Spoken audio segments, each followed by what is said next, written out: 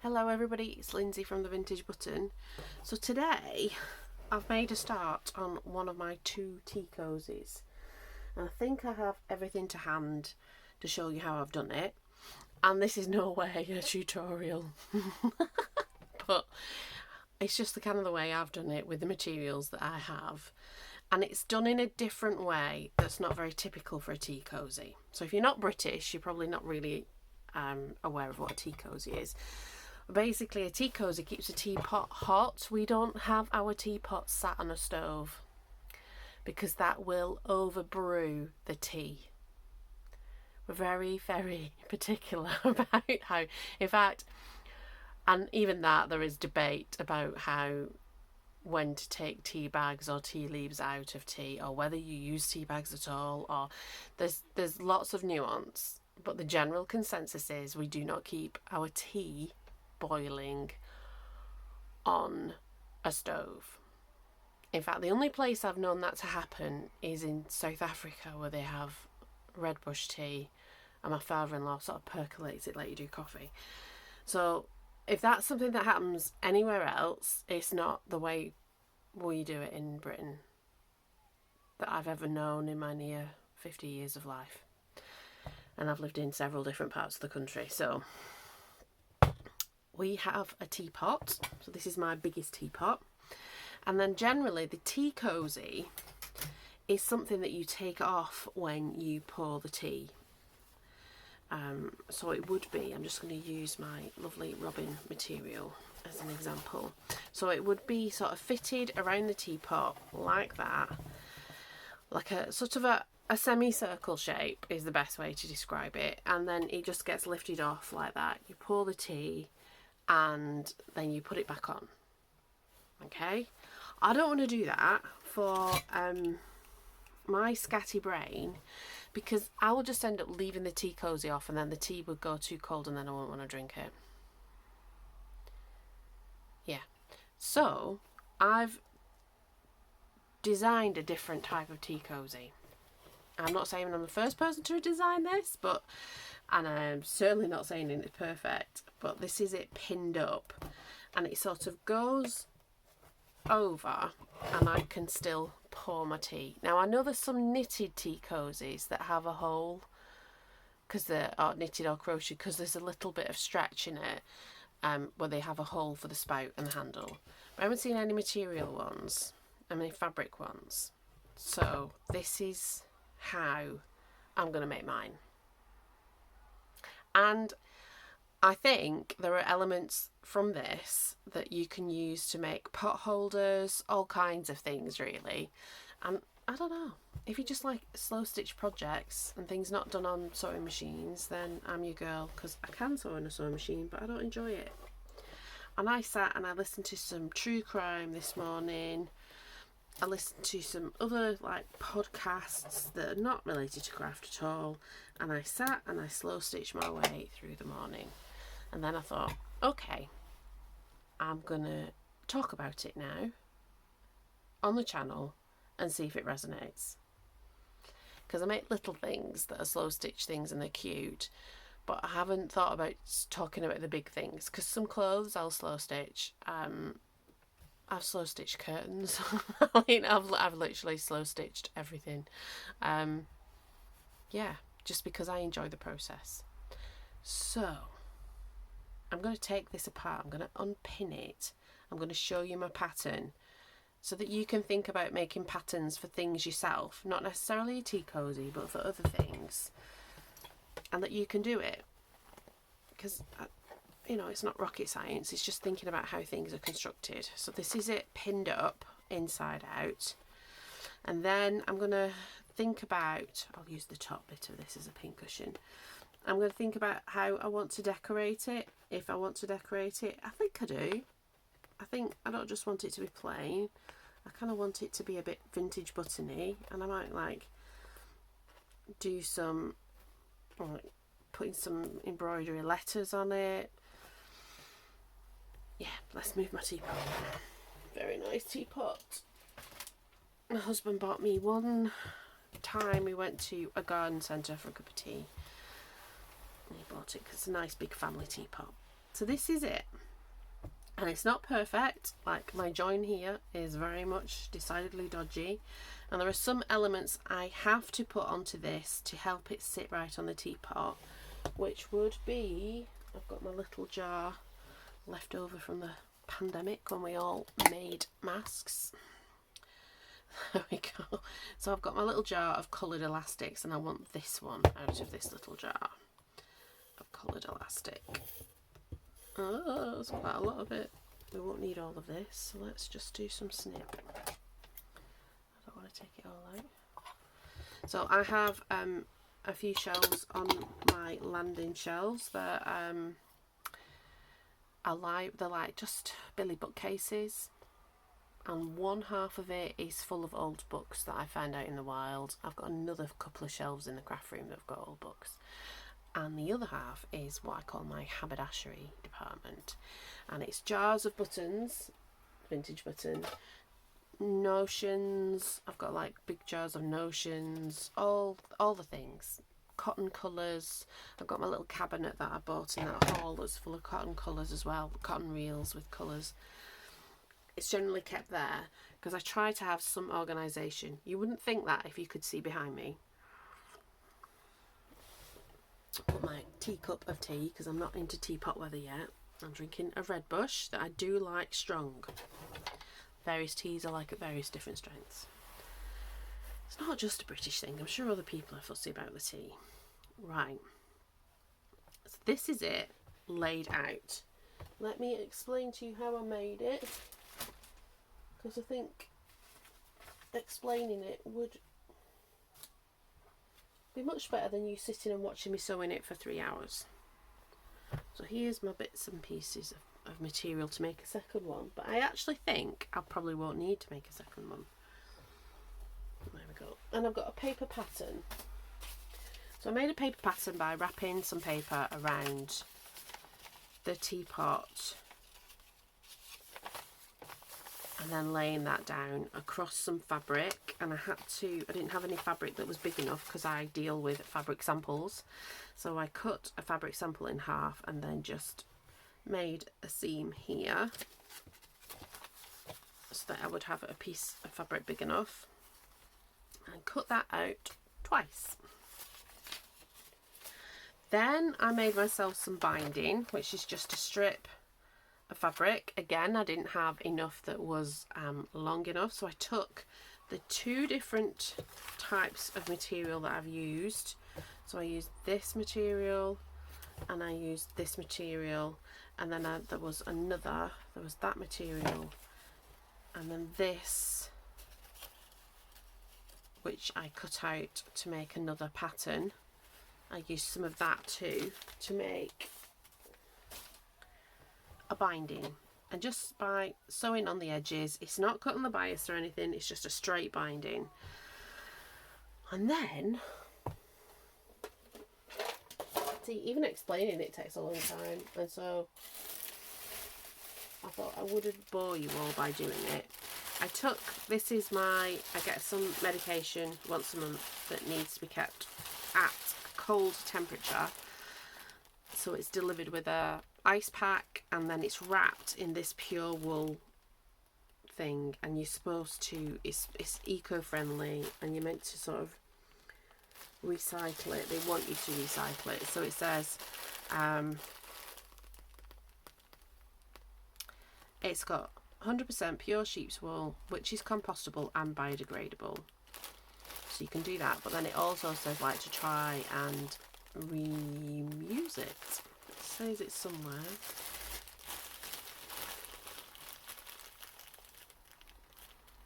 Yeah, because it says let's be box clever, so I should actually put this hashtag on the bottom of what I'm doing so that they know that that's what I'm doing. There might be an email somewhere, I'll have a look.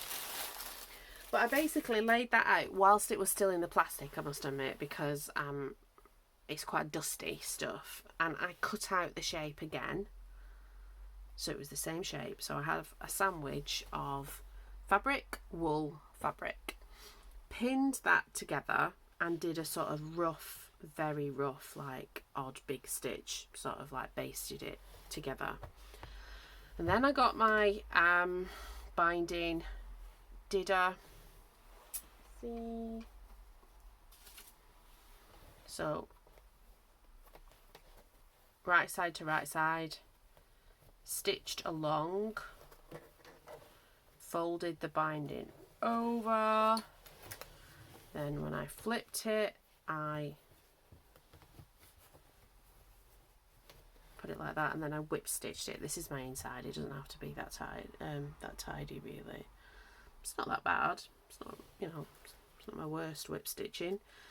I did that all around so that the wool is completely encased, because it is dusty stuff. If you don't have that wool, you could use like an old duvet cover, an old duvet, or stuffing out of you know, like you could just not even bother with the binding, just sew the two pieces together and stuff it. I'm going to decorate it, but I'm going to decorate it with the cantha stitch, which is generally used in India to stitch lots of bits of fabric together. But it's almost like the cantha stitch will be like a quilting stitch, I think, really. Or a combination of. But that's what I thought I would decorate this with. And I'm not sure how. Because I was thinking that I'm going to do that. But then I was like, I don't really know how I'm going to do that. And I thought, well, that's a good thing to put on a video. That thought process. So I have all my bits and pieces around me that I quite like. So I've got my little bag of notions, because I want a proper vintage button it up. So I want it to be full of stuff and prettiness. I've got some more material that's sort of lighter and more floaty, that's actually scarf material. I've made some journal covers with this, and I used it for the binding in some books. So like, you know, like it's prettied up the binding in this journal. So like, you know, my supplies, obviously I can't use paper in my slow stitch, but like some of my slow stitch supplies become junk journaling supplies and vice versa. There we go. We will do a flick through of that journal tomorrow. So I've got that. I've got some butterflies on this, so we could put some butterflies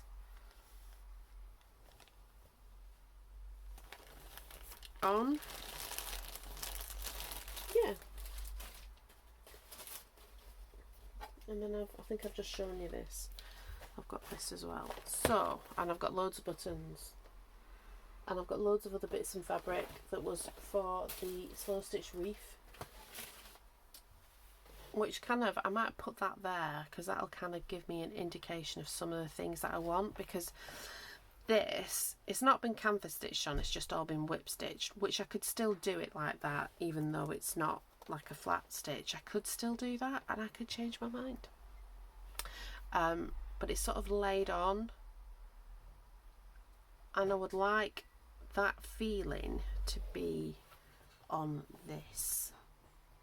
Just the thought of it pleases me. So I have that, so we'll put that there so I can see it. I've got all these other little bits and pieces. I've got this robin fabric that I really like. So I like robins and I like bees. And robins are all year round in the UK. I don't know what they're like in other countries, but we have robins all year round. But, you know, teapot weather, as I call it, is particularly when we see lots of robins. So I think I might end up cutting out the robins individually, just sort of take a little edge of this corner, you know, like of this out, and cut the robins out individually. We might do that. Where's my fabric scissors?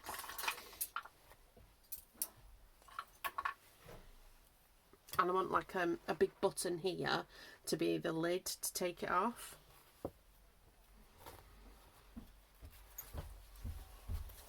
So let's cut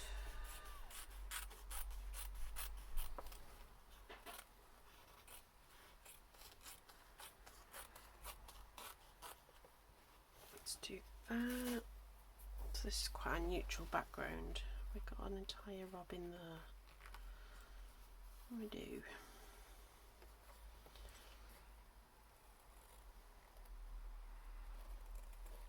So I think it's just going to be a combination of stitches. It's not going to be a true anything, and I generally find that about my slow stitching.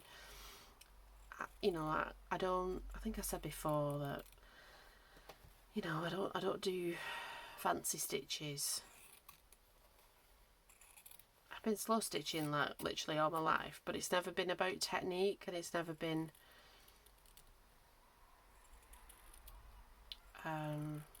about making something true, you know, to a technique. It's just about making something I like making.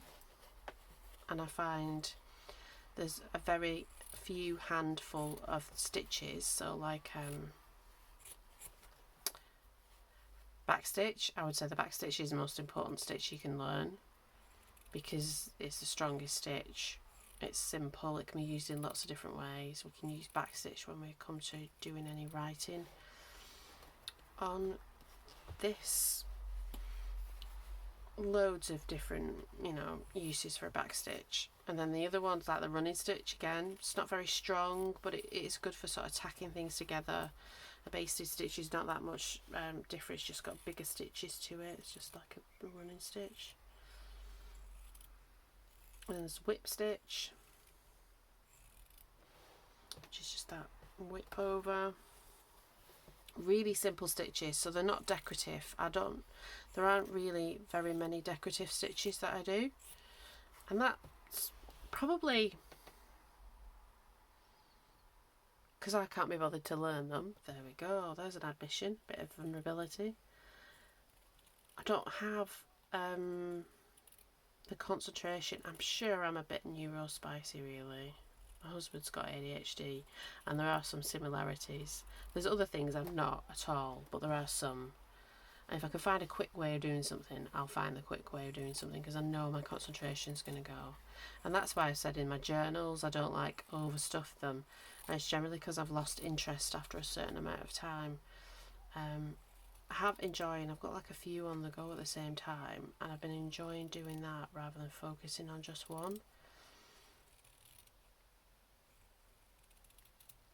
Okay, so we've got a few robins.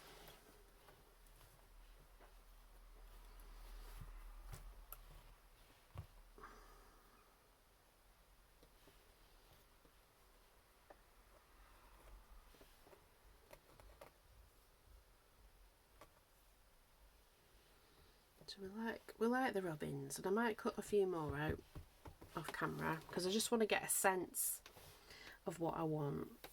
So I want it to say the vintage button, and I think I want it to say the vintage button in more than one place. So I want it to say the vintage button around the lid and kind of on the sides. Does it have to be more than one place? It could just say the vintage button on the lid. No, well, I don't know. Like, that's at the back. My nails are crumbling. Could be along here. There's just going to be a place where it says the vintage button. I'm not sure where. But we're going to have robins rather than bees, because I figure they're much more wintry. And I like the brown backed robins. Got any more? Got one more there.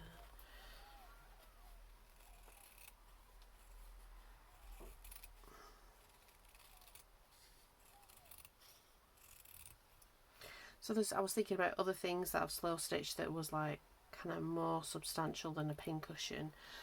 Draft excluders, you know, like a draft sausage, a door sausage. I've done that slow stitch using the sample books. So obviously this is a fat quarter that I've bought, I think, from Hobbycraft.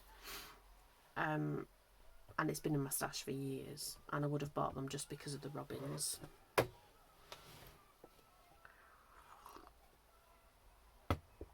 But the vast majority of my stash now comes from these fabric sample books, and they're linen. They're beautiful, like natural materials. So, you know, that's the main thing. Now, do we want some ribbon?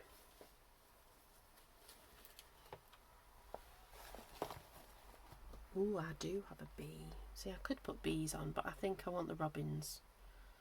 But you could stamp with your junk journaling stamps, if you use like an archival ink, an alcohol based ink, and you stamp on fabric and then you sort of just run it over with an iron, it's like heat sets it. So you can do all kinds of things then, slow stitchery wise. I'm just trying to find.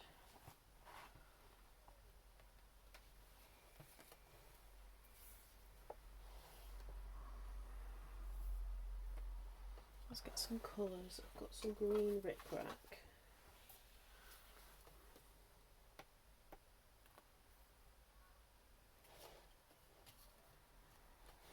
Okay.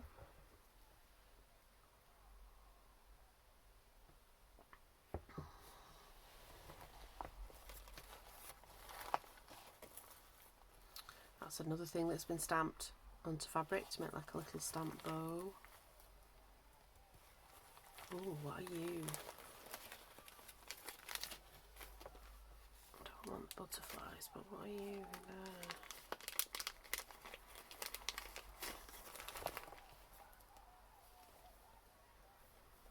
Like embroidered. I think these might have come from South Africa, from my grandmother-in-law.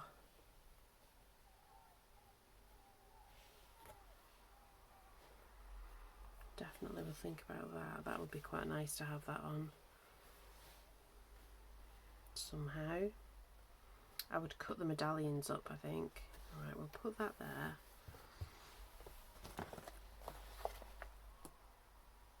I've got some flowers that we could put buttons in.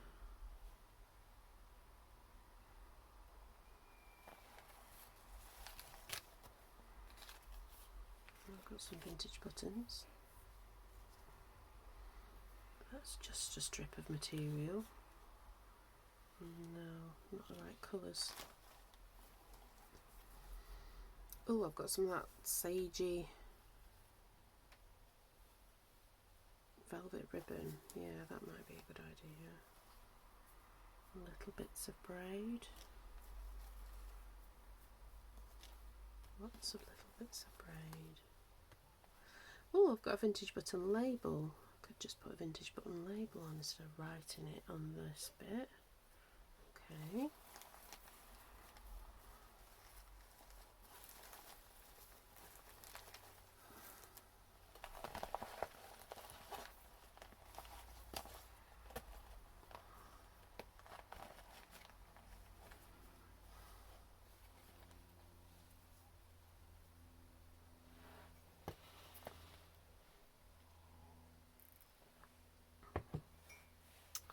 I don't want that. I think I've got a plan developing.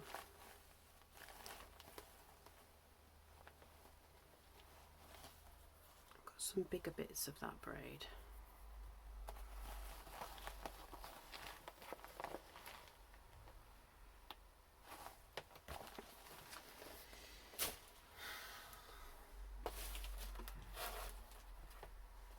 I've got some of these that are not necessarily Christmassy.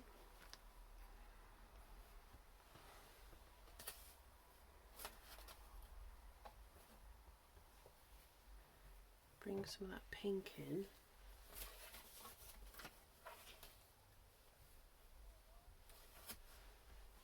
we've got this.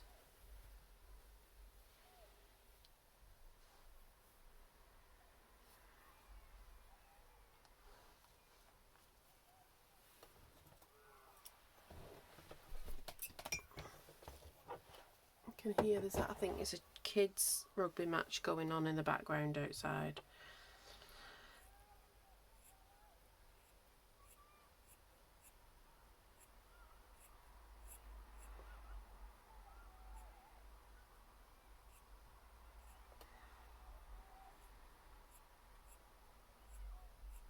This scarf is lovely. It was lovely, but it's made out of acrylic. It's kind of like polyester material. Oh, and it's so horrible to wear, but it looks beautiful. and I got it from a supermarket, like one of the local supermarkets. And I didn't realise when I bought it, because when you first touch it, it doesn't feel plasticky, but like when you wear it, it doesn't breathe. And that's when I looked at the label and thought, oh, because normally I don't buy anything that's fabric that's made out of plastic, just because it's not good to wear, and then you don't end up wearing it.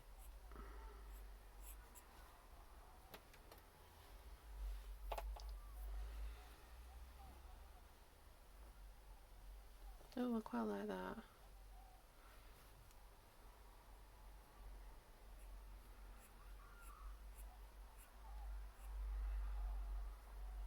It's difficult to cut because it's so...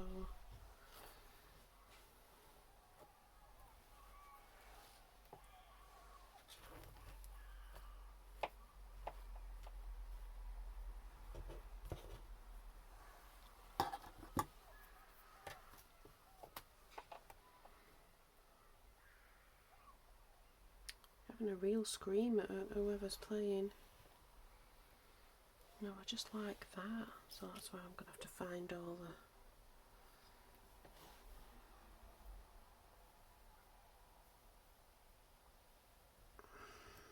See if these ones will cut it better. Oh yeah.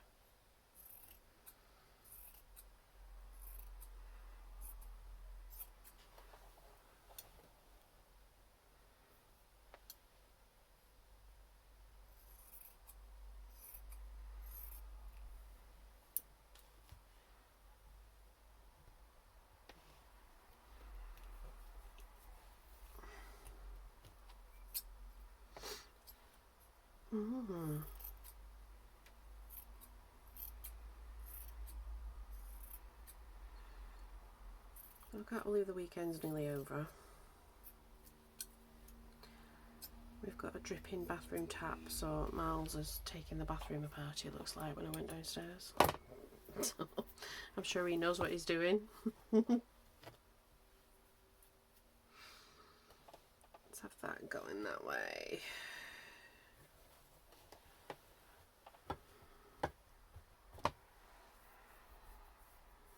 We're going to have some patches. Do we want some patches on? Could have patches.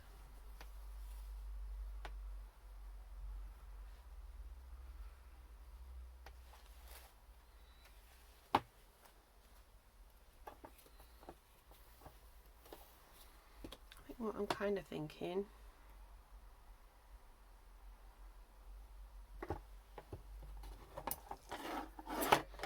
and we can have buttons starting and ending these little bits.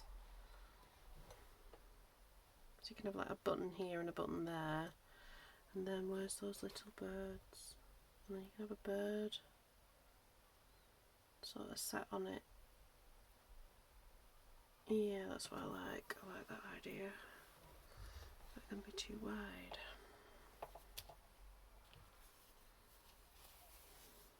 Yeah, that's too wide. That's not though. And then I will just repeat this on the top lid. Oh, I think, you know, one of the other things we might make. Oh, I don't know what time of year to make that. Because there's rosettes, they're really nice to make. You can make those out of really scrappy bits and pieces. Save those for the rosettes.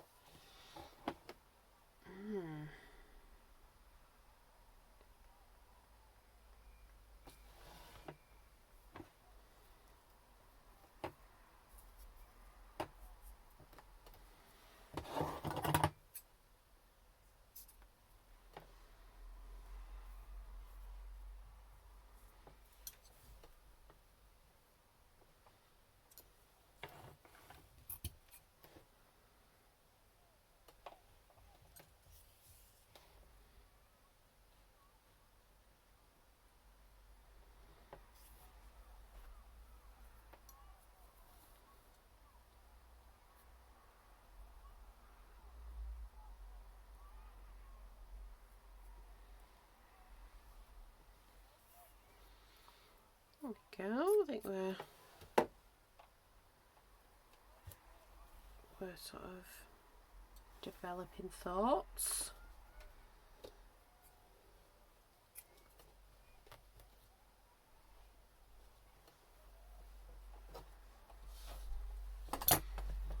Do you want something across here?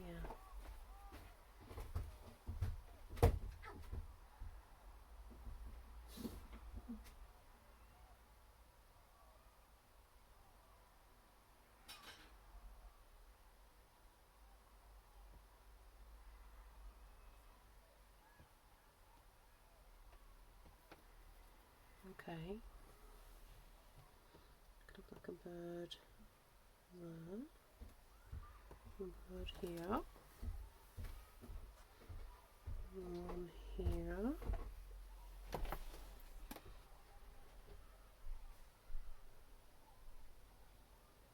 I've got some green buttons. I've got loads of different coloured buttons that I could go and get, but I just thought the green buttons might look nicer. I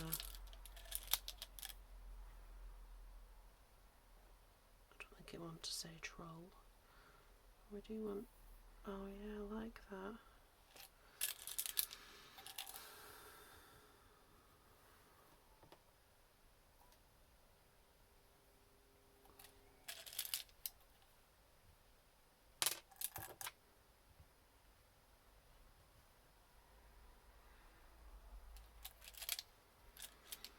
And I'm glad it doesn't look Christmassy, because I was thinking, oh, robins.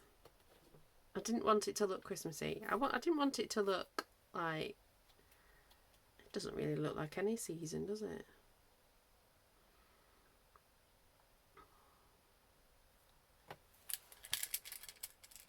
Oh, that might be our big button for the lid. I've got lots of green buttons that I just need to sort through, because I've got like lots and lots of buttons. I'll have a day where I'll just sit and pick all the red ones out, or pick all the, eventually. And I just keep acquiring buttons. You do, don't you? You see them out in the world and you think, oh, I'll buy that little bag of buttons.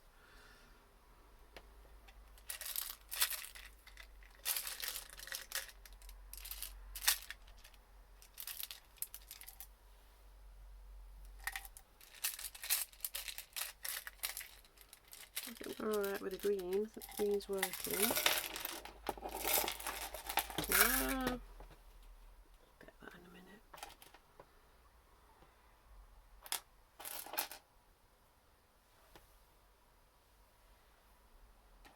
What do we think?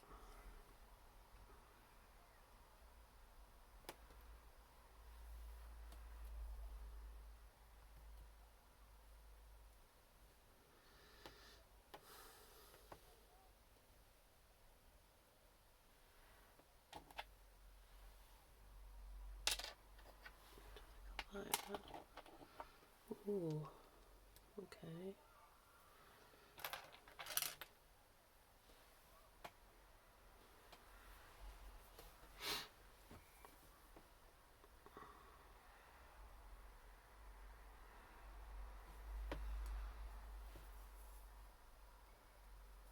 Bridge that by a little random bit of braid, and then we can have a bird on the braid, a button on each side.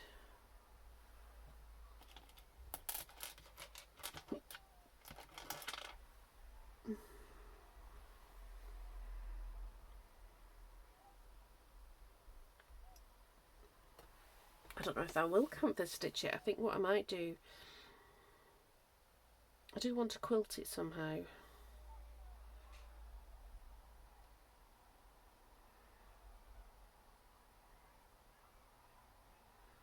It's whether I quilt it before or after I stitch this stuff on. But I kind of do need to quilt it after. That will keep it.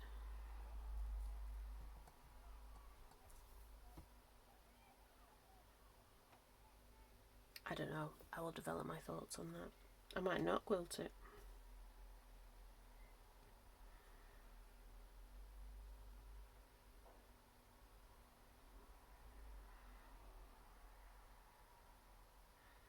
So what do we think? This is, I'm coming to the end of part 1 really. I'm going to do the same thing with the lid, or a similar thing. I might actually just do the vintage button around there actually. Sewn like my vintage button banner that I tidied away unhelpfully. I'll get it out for the thumbnail.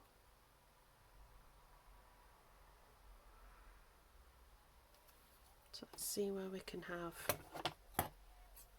Oh, now I know where we're going to put this. I'm going to put that there.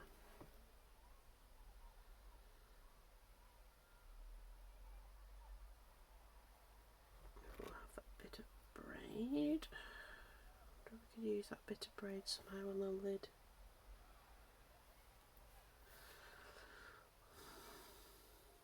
Again, the braid is from, you know, like the sample books. Sometimes they would have braids in the sample books, like stuck on a card, and I would just pull them off and put them in that bag.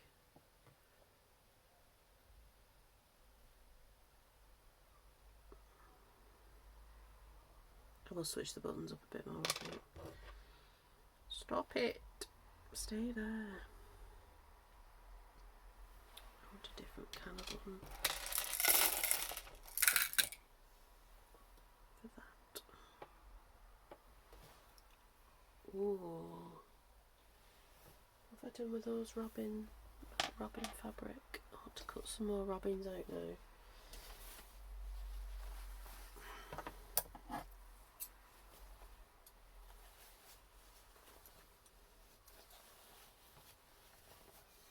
I actually feel like I've got a little bit of a head cold coming.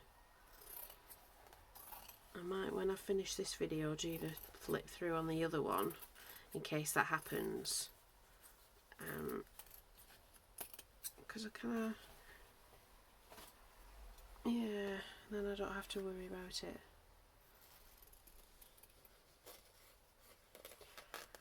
And I've got to go into work tomorrow. Because I have to sort those emails out. I have to sort those emails out. I can't continue not having emails.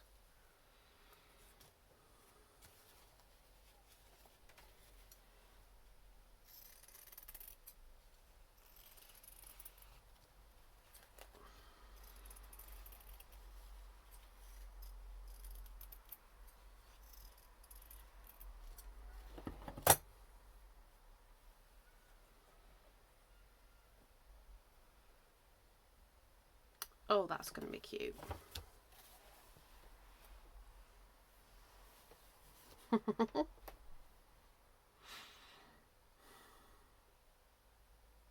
I like it. So let's move some of the noise away.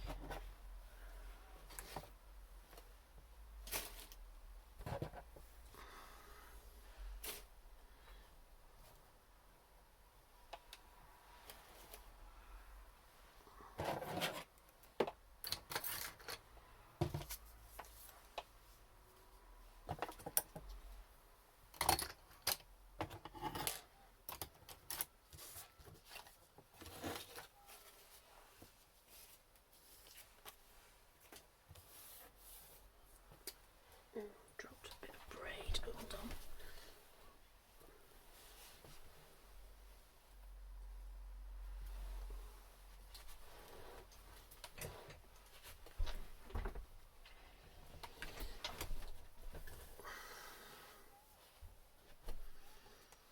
Guessing that was a bit like that.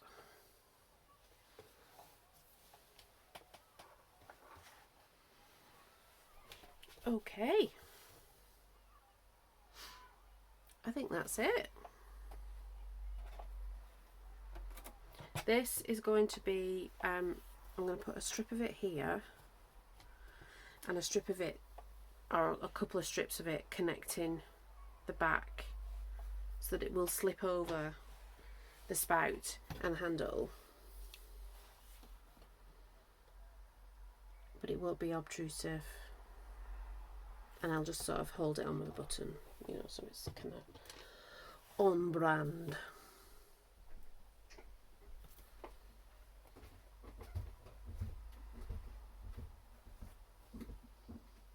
But I like that a lot.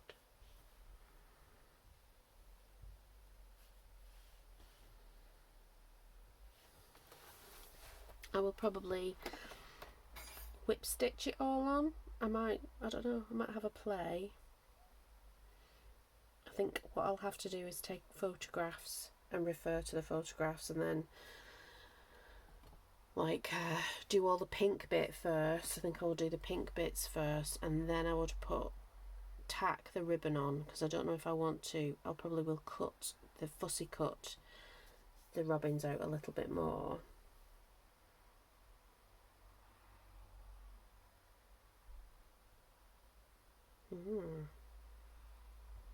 And I want robins on the lid as well. I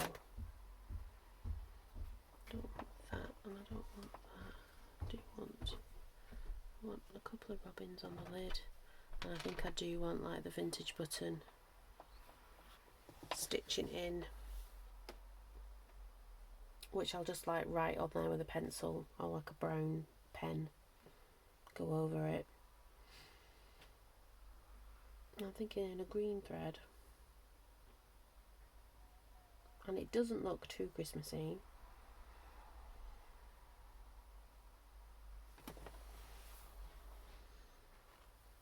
Let's put some pins in.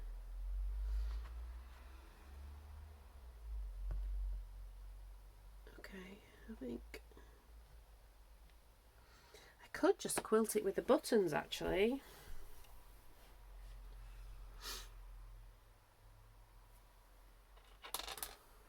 Some different buttons just randomly around. That could be how I quilt it. I like thinking things through with you guys. Thank you very much for being here whilst I think it through.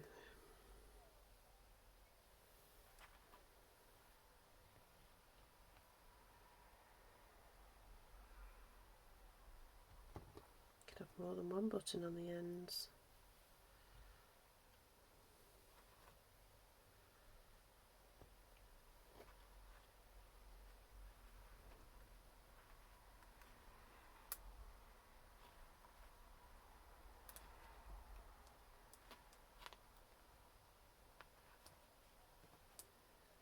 There we go.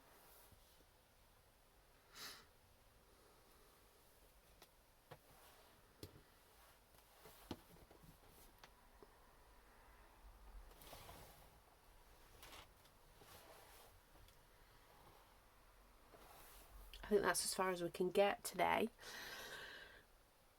I'm really happy with it. It's going to be unusual and just me, and that's okay. So I'm going to finish my cup of tea, make a thumbnail, and see if I can have the wherewithal to do that other video.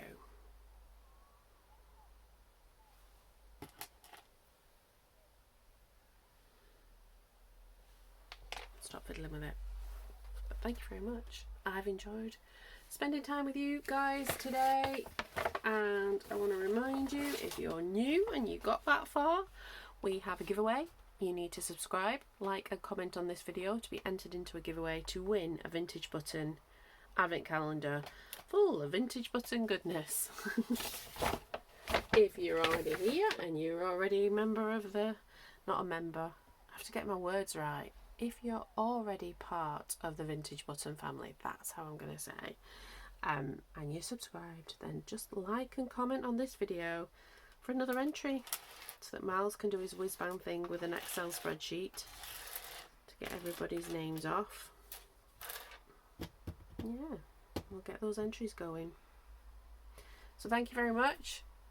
I will talk to you soon, almost directly, about the other journal. Thank you. Bye.